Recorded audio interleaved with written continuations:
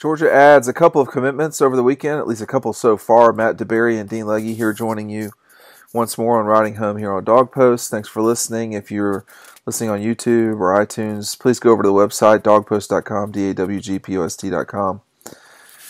Matt, let's just start with what would be I would put this as the spotlight of the weekend. Carson Beck turning his back, from Florida towards Georgia. This was not seen as something that was coming before the weekend, but Todd Hartley has to be given credit for identifying this kid and, or I guess, reeling him in. But let's talk about what it means for Carson Beck picking Georgia. It's really quite a turn of events. Yeah, it's a big deal. And, I mean, they just offered him. I think February 27th was when they extended an offer.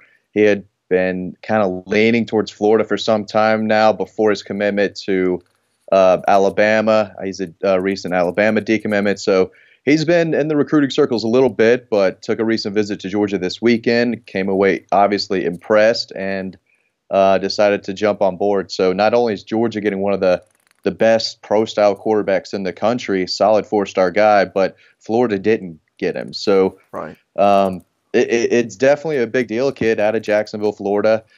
A lot of Florida fans thought that he might go there. A lot of Florida talk previously, but seems like he fits Georgia's style of offense a little more. And got to hand it to the Georgia staff. James Coley, Todd Hartley, like you said, reeling this kid in. This is a big deal. Yeah, I just said Todd off the top there, but I mean, Coley has had a good run in Florida for a long time, and he's well known in Miami for sure. Coley's done a good job, but it does seem like right this second, anything that Todd Hartley touches turns to gold. Now, as it relates to Beck, though, I mean, 6'4", 225 pounds going into his senior year. He's a consensus top 100 player.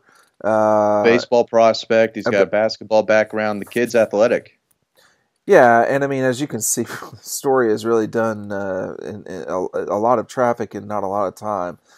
Whenever a quarterback pulls the trigger, it's a big deal. And it also, too, with Carson Beck, if you watch him, not an unbelievably, not a Matthew Stafford-like arm, it doesn't look like, but a big kid, athletic, obviously plays two sports, puts the ball where it's supposed to be. He's a good prospect, and he solves a problem for Georgia in that they really do. They need quarterbacks, and yeah, that's a problem. And to get a top 100 kid, that's a big deal. Yeah, we were wondering who they were going to go after in the 2020 class, and if you really look at it, whoever they signed, and it looks like it could be Carson Beck, they've got a really good opportunity. Once Jake Fromm leaves, they're battling out Dwan Mathis, a guy who's a little more raw, more athletic type of quarterback. So Carson Beck saw that he could come in and possibly compete for some playing time, and he jumped on it. But like you said, he's an accurate passer, stands in the pocket well. There's a lot to like about him. Throws a nice catchable ball. Again, doesn't have the Matt Stafford arm, and Right. He's not going to run for 100 yards on you, but he's mobile enough to pick up some yards on a short and third if you need him to. So there's a lot to like about this guy. And again, this happened really quick. Just got an offer, went to campus, and decided to jump on board. So he's not the only commitment, though, Dean. We had one yesterday, too, four-star wide receiver Justin Robinson, a guy who has been visiting Georgia quite a bit the past few weeks. He decided to jump on board. Not a big surprise there, but Carson Beck's going to have a long 6'4", 200-pound wide receiver to throw to. Yeah, and Eagles Landing has really done Eagles Landing Christian Academy, which is in southeast Georgia, southeast Atlanta, Right. certainly South Atlanta, has for a long time done a good job of cranking out kids. He picked Georgia over Notre Dame. He is a guy that they need at receiver. You need to get a diversity of size and skill and so forth. Georgia has had that for a while at receiver. I mean, from Akil Crumpton to really J.J. Holloman. They've got different body types and so forth. And with Robinson, I think what you're getting there is another kid that you can plug into their system. Georgia typically has three wide receivers out there. It gives them the ability to just have another kid who is on the bigger side. This is not a small kid. Yeah, it definitely seems like the staff is going more towards the Jeremiah Hollimans and the Riley Ridleys as opposed to the Terry Godwin types. George Pickens, a guy with really good size. Don Blaylock is pushing 6'2". I think he's at the 6'1" level. Micaiah Tongue is kind of a bigger type of receiver. And now they're bringing in Justin Robinson. So lots of size, lots of height on the edge for Georgia coming in. And the quarterbacks love it. I know that. They're just getting bigger and bigger and bigger. Right. I mean, and just almost seemingly everywhere. When you look at this class of 2020 already, and you may not have it right in front of you, so I don't expect you to know every single kid. They got 5 kids coming in. Broderick Jones, Carson Beck, where this is as of just this second now, so things can change.